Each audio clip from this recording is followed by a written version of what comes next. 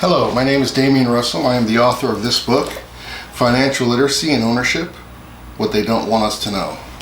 I wrote this book to highlight what I perceive to be the most substantial and significant problem facing the black community in America today, and that is a lack of ownership, a lack of participation in the game, both of which stem from a lack of financial literacy. So the book is not at all an economics course, not at all. I'm not an economic major. The book is simply to highlight, as I said, and illustrate some of the components of the problem, some of the components and facets of financial literacy and how to do something about that, how to increase your awareness and your individual knowledge and literacy in the financial realm. I'm going to read a very brief excerpt from my book today, in hopes that you want to read on and hear more. It's called institutional racism. I hate you, nigger. Certainly this is a racist remark, but it is not racism. It is prejudice, hatred, and yes, it is ignorance, but it is not racism. I have to sometimes work to hold my tongue when I hear someone suggest something as asinine as reverse racism, where they accuse a black person of being racist towards whites, Jews, even other blacks. The very concept of reverse racism is so absurd. Anyone uttering such a remark has just demonstrated their ignorance on the matter. Sure, blacks can certainly harbor or exhibit prejudice towards others, but to date we have been incapable of racism. Racism is a verb, not a noun.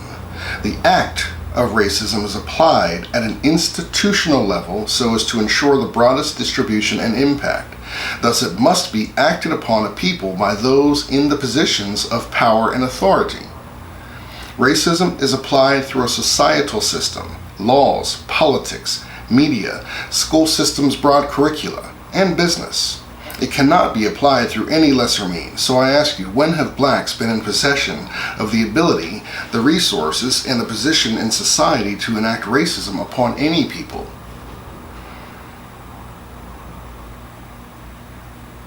We have not ever. Racism can be as rudimentary as black-white water fountains, or as subtly sinister as the reverse psychology of affirmative action. In either extreme, it requires a broad-based application on an institutional scale and level. So, capitalism is not, nor has it ever been, the enemy.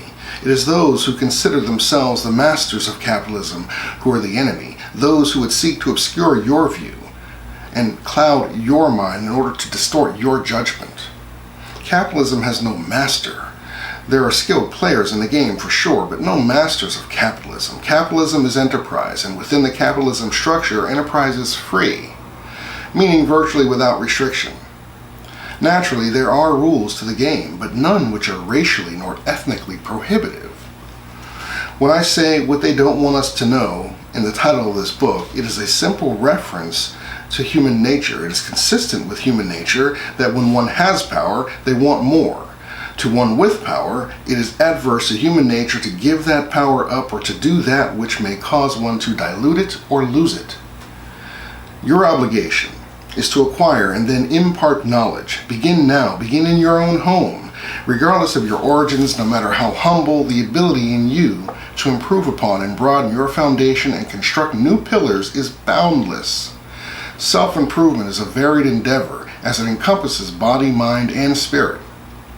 I am speaking herein to your spirit regarding your mind. Empower your spirit to improve your mind is what I suggest. This can only be achieved by increasing your knowledge. As I suggest you do so, can you state any legitimate reason not to? Is there anything you deem prohibitive to doing so? I know of nothing and can think of nothing more important for our black community. I'm betting that within this book, you'll find all manner of reason to agree with me. Thank you. As I said, it's Dameon Russell, Financial Literacy and Ownership. Read on.